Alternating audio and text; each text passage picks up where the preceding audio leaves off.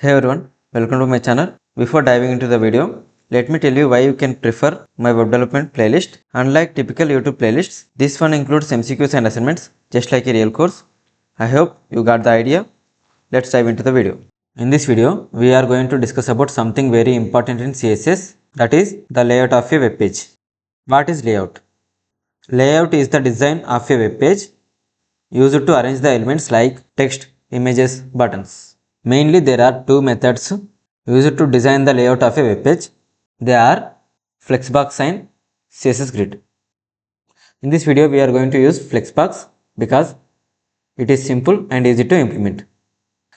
This is an example of YouTube's layout and this is how YouTube arranges its elements.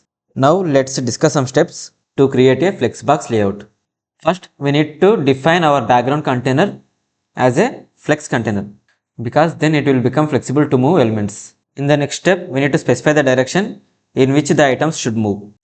To specify the direction, use a property called flex direction and its value can be row or column.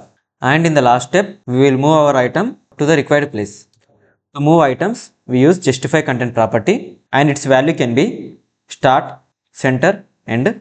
The placement of the item like start, center and end will depend on the direction. When we specify the direction as row, then the item will move in horizontal direction. And if we specify the direction as column, then the item will move in vertical direction. Now let's apply these concepts in VS Code.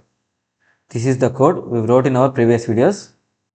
Now to design our web page, we need to make the entire background flexible. I mean, we need to make the background container as flex container. The rule set applied to the entire background is background. Go to CSS. In the background rule set, to make this background flexible, use display property and give its value as flex.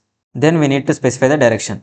To specify the direction, we use flex direction and I am giving its value as column. Now the final step is to define the item's position. For that, we use justify content property.